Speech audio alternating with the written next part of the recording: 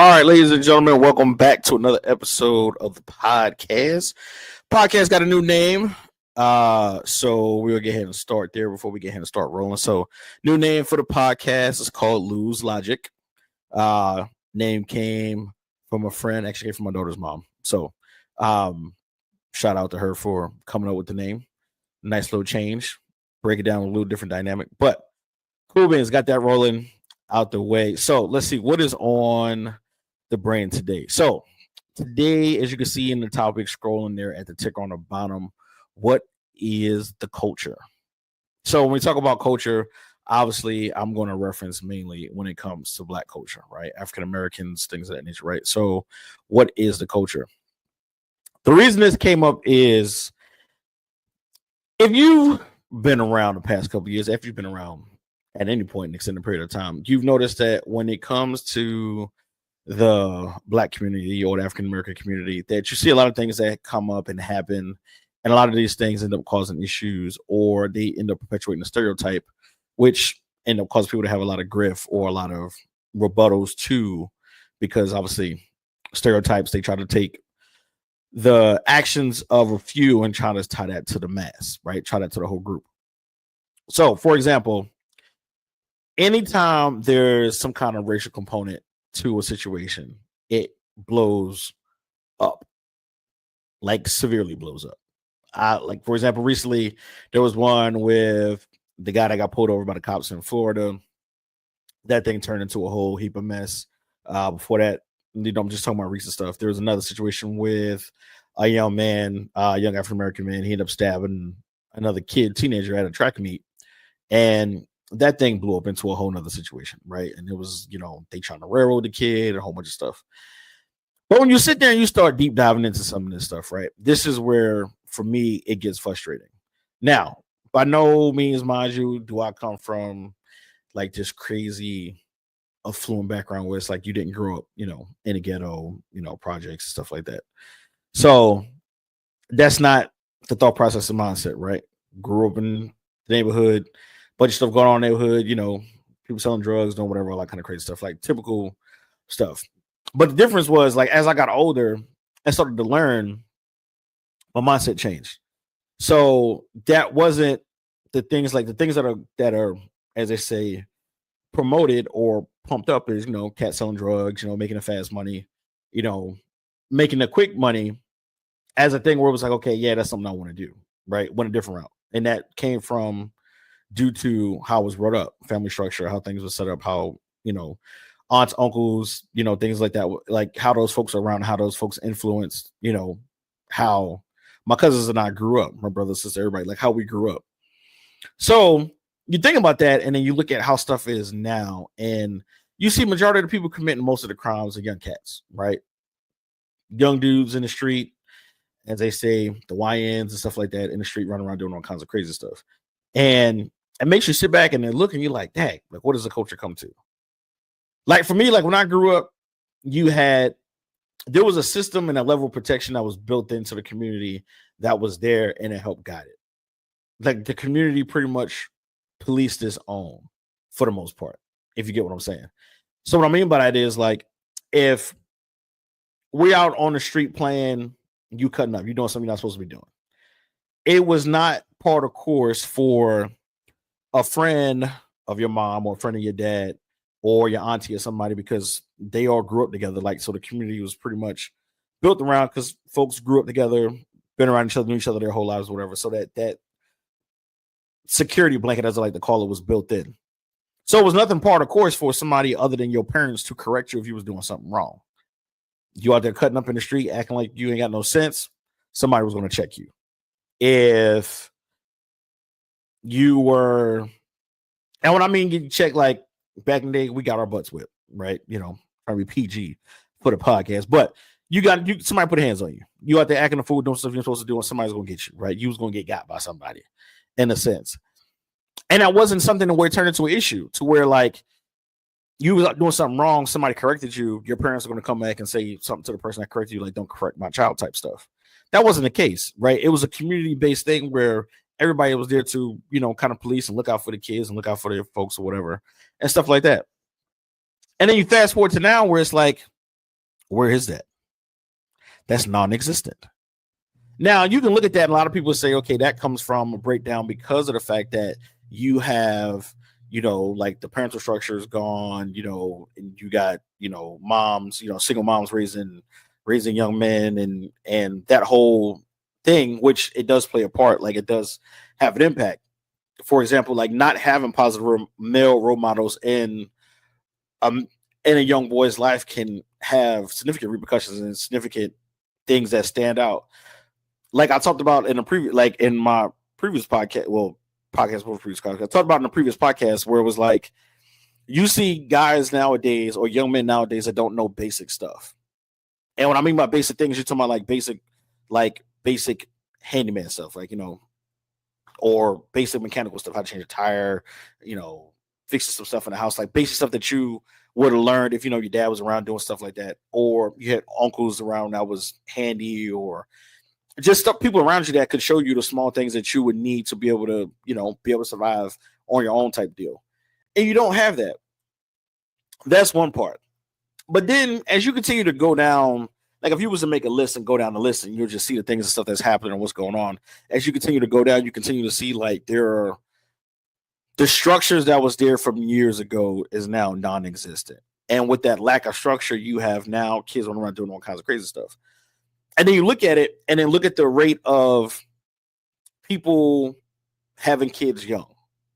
So now, like my folks had me when they was in like their 20s, so I didn't have my daughter until I was in my 30s, so you see the different age gap and how stuff was previously. Then you look at it now where you got people having kids 16, 17. Now, your grandma your mom is a grandma, 36, 37, 38, like super young, as opposed to when years ago, a person was usually closer to their 40s and stuff like that. On most cases, like, there was cases where stuff like that didn't happen. But you get what I'm saying, where like certain things happen at certain ages. So you had already lived life to an extent and had certain life experiences that was able to guide you when it came to guiding young people. You look at it now, non-existent.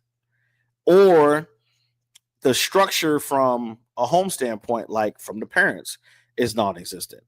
See, the one thing I've seen recently, and this is just, just stuff that you see, stuff going on, you see it online or whatever, or just in interactions and dealings with people on the norm, is a lot of people want the title of being a mom or being a dad without the responsibilities and the things that come along with it.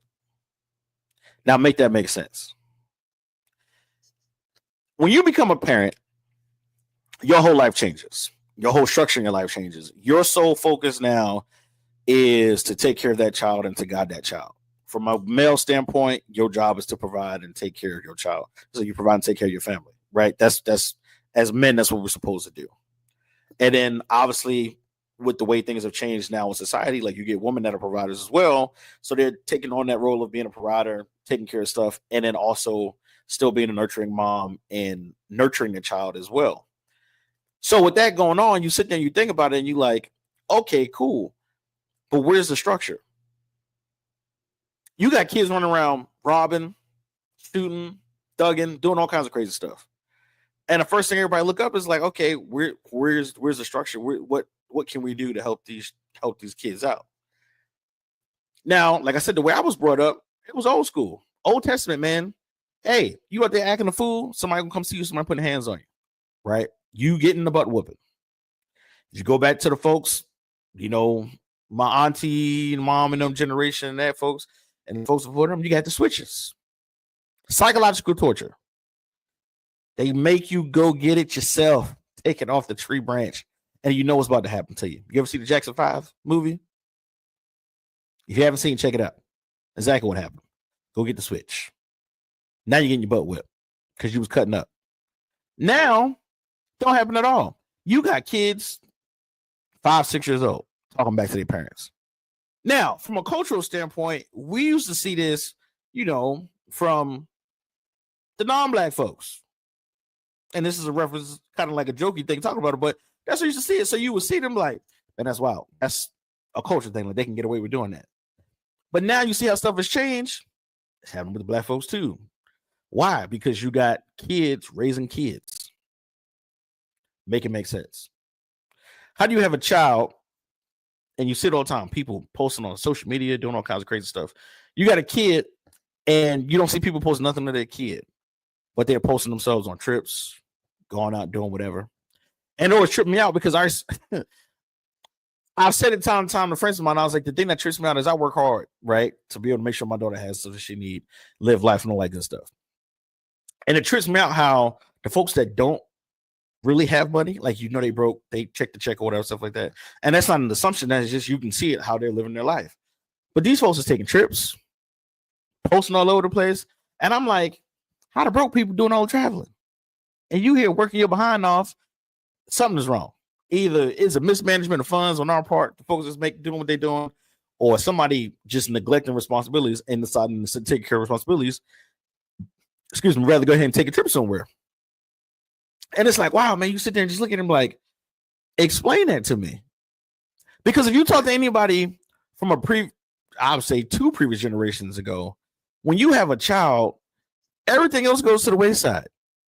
Partying, the crazy adventures and stuff you was going on, all that cease and desist. Because your sole focus now was raising and taking care of a child, pouring into a child and nurturing a child. So that child can grow up to be somebody productive and be able to take care of themselves when they get older. Culture. It's like, where is it? Now you got the advent of social media, things that nature going on. So now you're looking at stuff from that standpoint. You're like, okay, cool. We got the social media thing going on. Everybody want to be social famous, right? So, and now that's like the key focus. People can't even sit down and have a tangible conversation. Trips me out. You go to a restaurant, if you don't believe me, go to the next time you go out, for the folks that's watching this, or may come across this video, the next time you're sitting down somewhere, go out and watch people's interactions when they're sitting at a table. People are on their phones. Can't even have a decent conversation with somebody. And I said it to say, like, all these things, when you look at it in totality, all add into the same thing. Now, those things that I'm talking about doesn't just affect, obviously, the black community, it affects the world in that regard. But when you look at the black community standpoint, right, like, everybody is like, this is going to be some stuff that I'm about to say, and I know it's going to cause some issues. People are going to be like, oh, man, how you talking like this? It's the truth.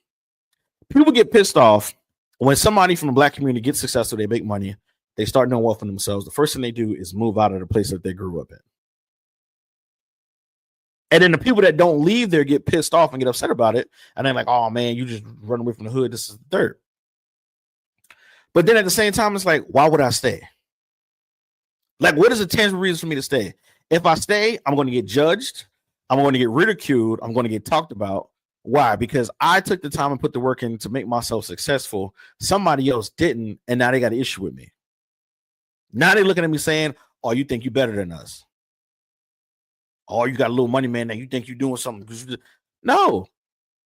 I saw something that I wanted. I had a goal that I wanted to achieve, and that's what I went to achieve it. That's not a knock on somebody else, but everybody has the same opportunity. That's the other thing that comes up, right?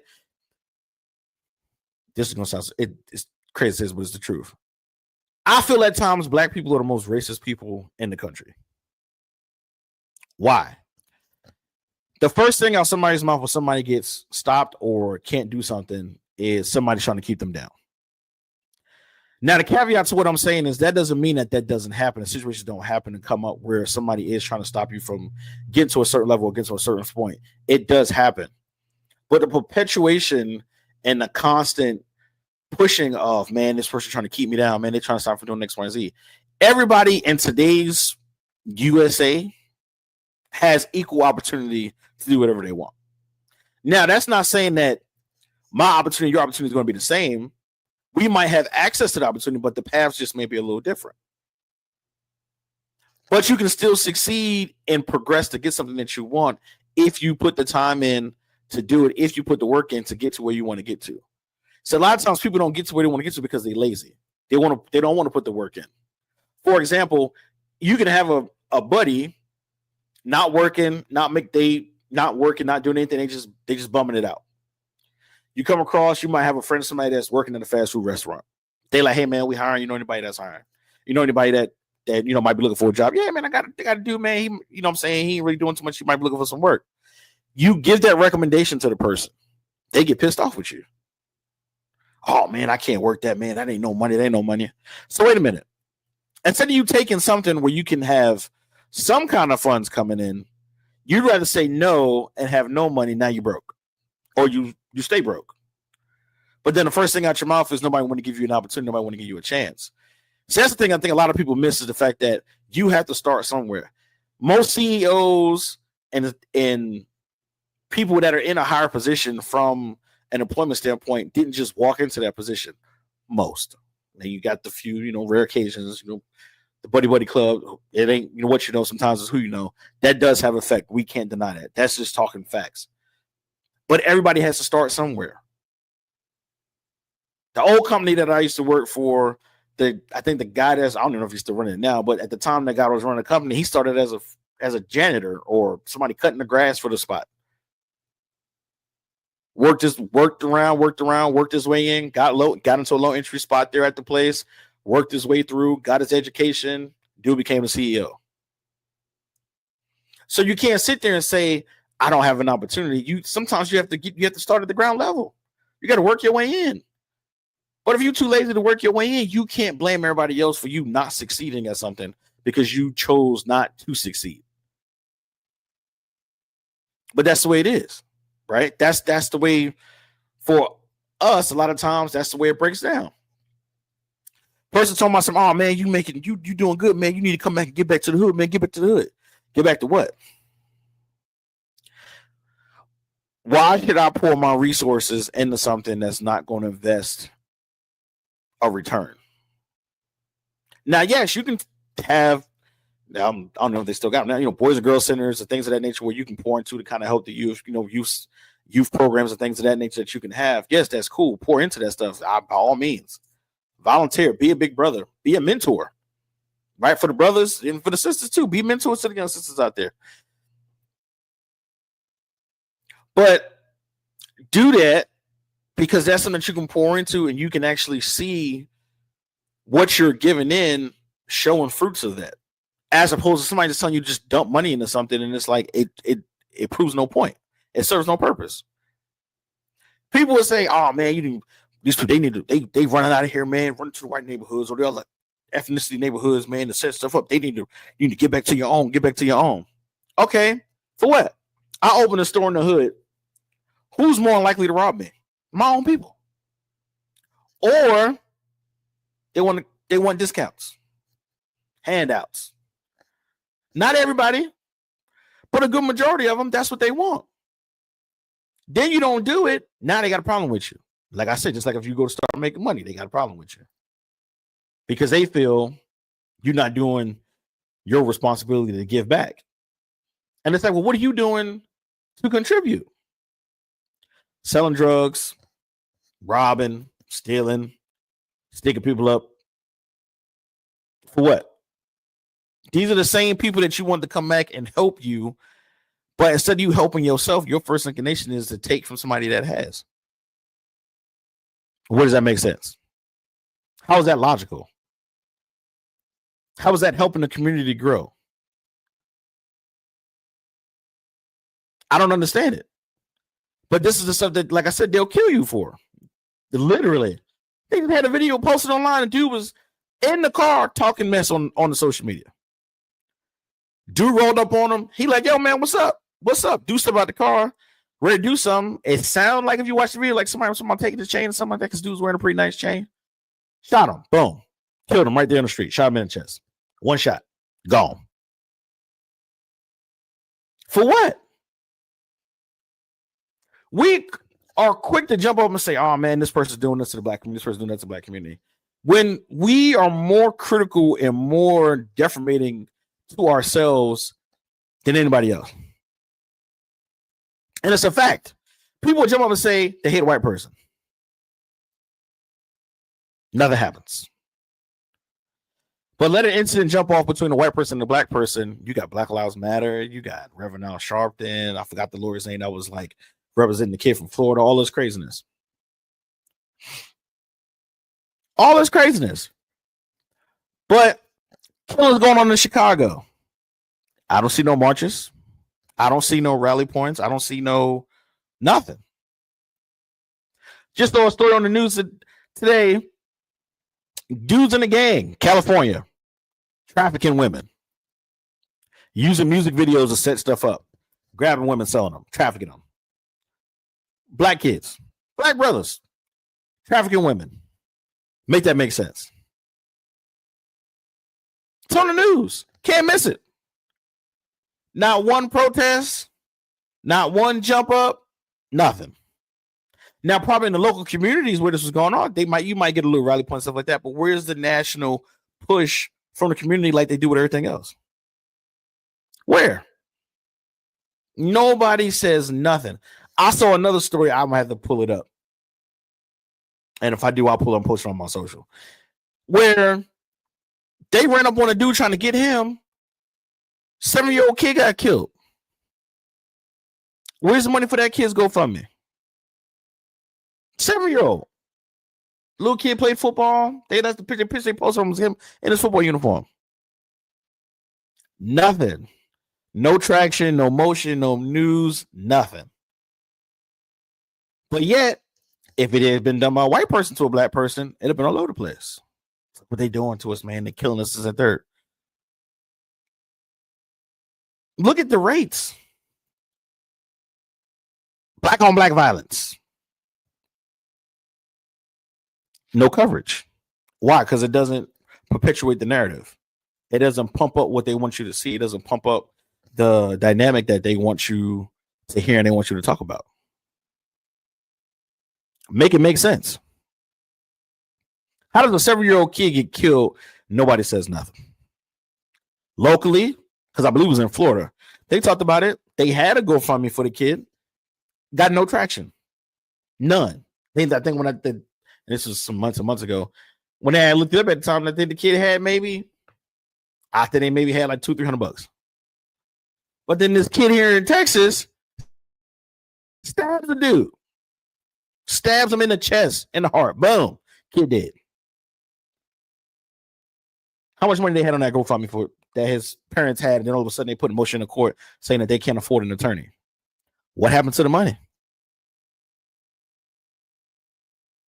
See, I think an issue that we have is everybody wants to get rich quick. One.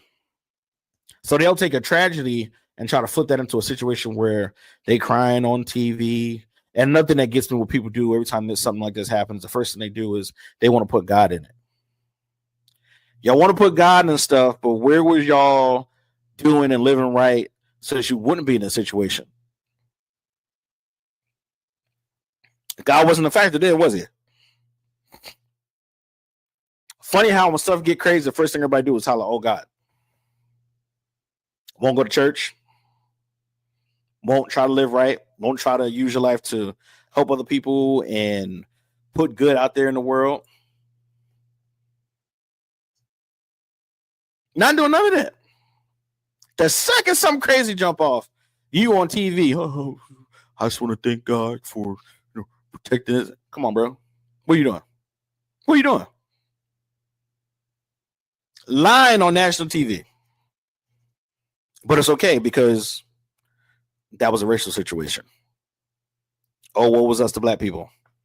Because a person of a different complexion did something to us. And that's not discounting the stuff that happened from a racial standpoint, different points in times. Well, yeah, we did get the short end of the stick. That's not a lie. It's not, you can't hide it. It's documented. It's proof of it. People getting hanged, beat to death over just dumb stuff. All kinds of crazy stuff. But then you say this stuff and everybody look at you like you jacked up, like something wrong with you. You're a betrayal to the race. No, it's just calling stuff the way it is. Seeing stuff the way it is. But see, nobody want to be held accountable for the stuff that's going on. It's easy to perpetuate a narrative and be like, oh yeah, man, this is what's going on. Yeah, we got to all stick together. Y'all want to stick together, but then let somebody get shot on the street. You know who shot that person. Cops roll up, I ain't see nothing. I ain't see nothing. But these are the same people that's screwing up and jacking up the community that you live in, jacking up the neighborhood that you live in. Look at the stuff going on in DC.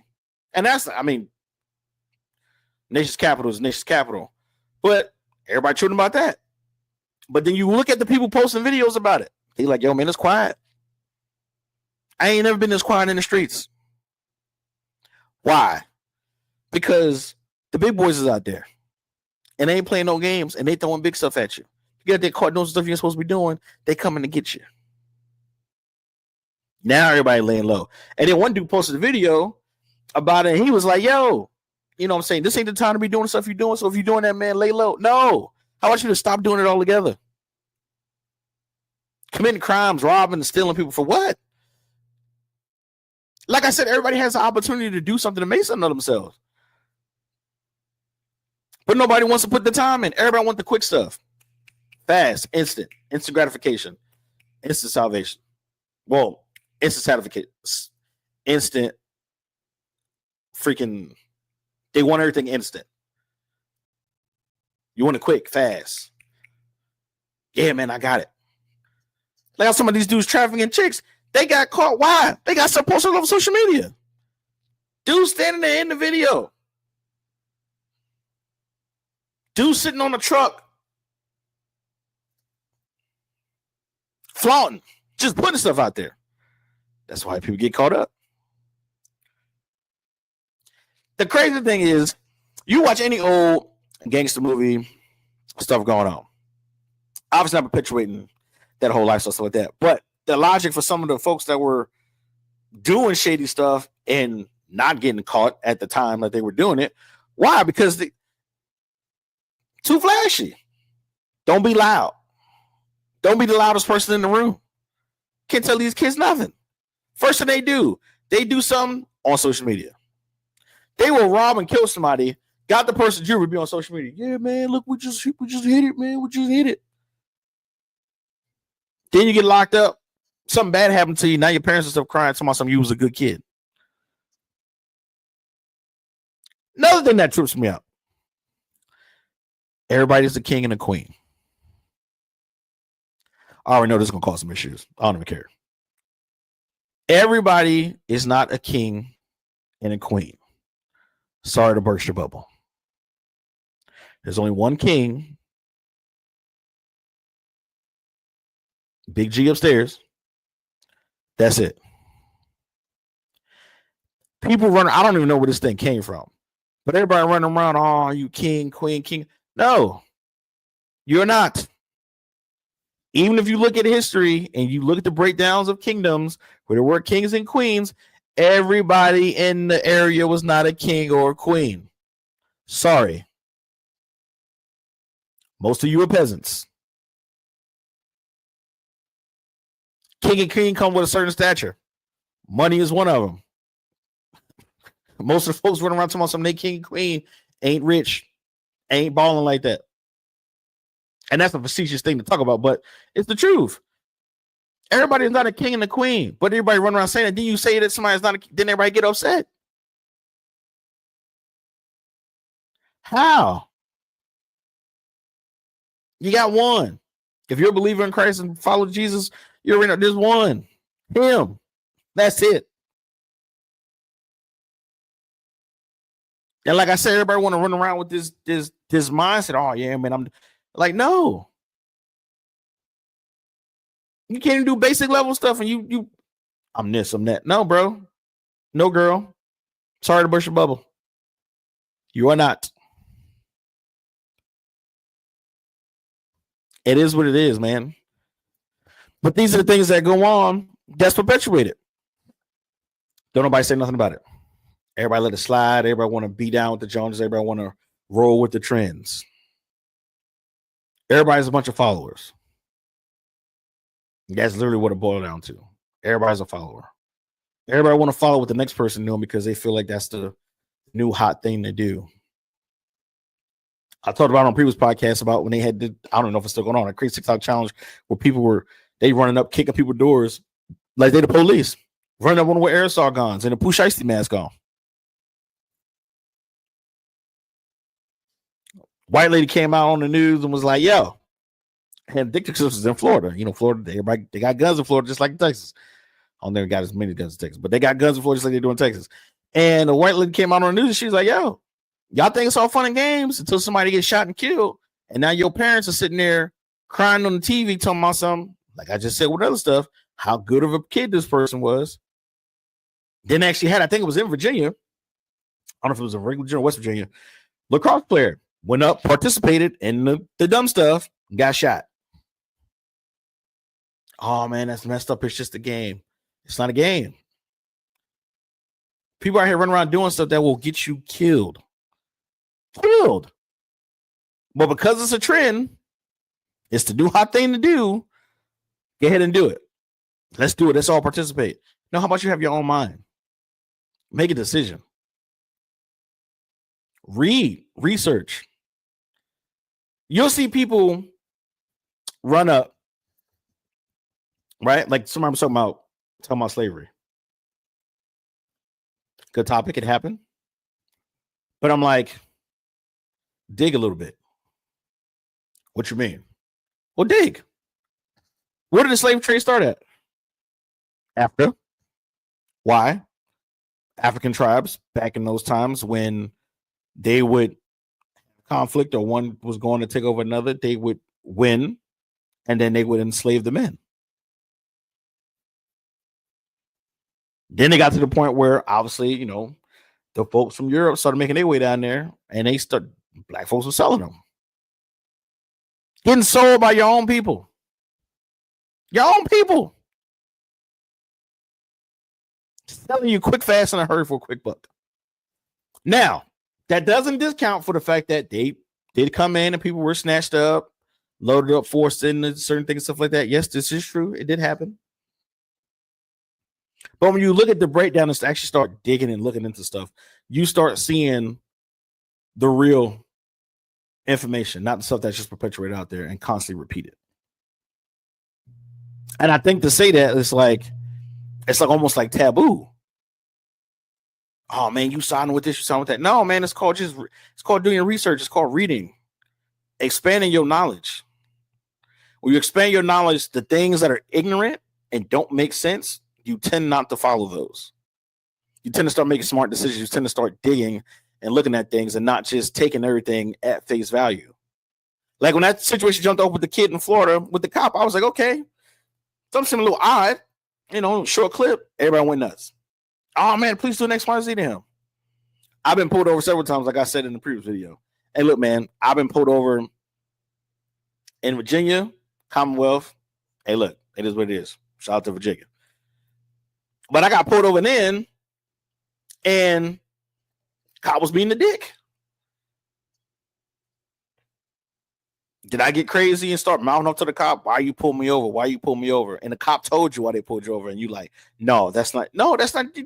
You don't get to make that determination. Not right there on the side of the road, you don't. That's just not smart. And see, once again, it comes back to these trends. You get these dudes that post like, when a cop stops you, you have your rights to do X, Y, and Z. Yes, you do. But that ain't the time to sit there and fight it. Why? Because you don't have the same intellect and knowledge that the person that is making that video has. The intricacies, what to say, how to present it. You watch a 5-minute video, then you think, oh yeah, man, I got it. And the cop pulled me over, man, I'm gonna say X, Y, and Z. And then you do that, end up getting your ass kicked, pardon the language, or you end up dead. Over what? A routine traffic stop? Like I said, man, I've left work exhausted, completely exhausted. Probably should have pulled over on the side of the road and sat somewhere and conked out for about 5-10 minutes before I rolled down the road. Driving, speeding up, slowing down, swerving in the lanes. Cop pulled me over. White cop pulled me over. First thing he said to me, he was like, you know, hey, what's going on, blah, blah, blah.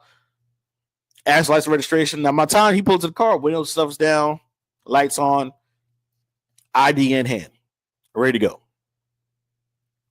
No arguing with the officer because I knew when he pulled me over, I know why he pulled me over. It wasn't a shock. When engaged in conversation, he was like, had anything to drink, blah, blah, blah. I asked what was going on. I told him, I said, I just left work. I'm tired. I'm almost at my way home. He pulled me over. He stopped me probably like more than right about 10 minutes away from my house. What's going on? He's like, man. So we start engaging in a conversation. Obviously, every cop got different methods. He was a DUI cop. That's the time that they rode out there, the time that they patrolling. Dude said the first he said, he was like, man, he said, dude, I would have bet my paycheck that you was drunk from the way you was moving across the road. Fair enough. He's how far you got to go home? About 10 minutes down the road, sir. He's like, all right, everything checked out. You're cool. He said, look, man, I'm gonna follow you about X, Y, and Z, and then get ahead and let you roll. Just want to make sure you get there safe.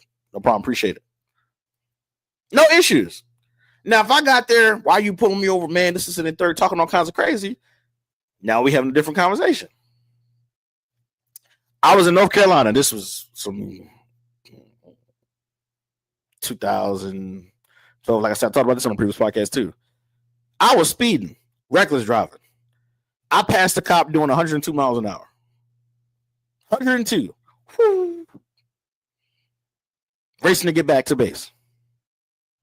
So the cop hit the lights. I was like, ain't no point.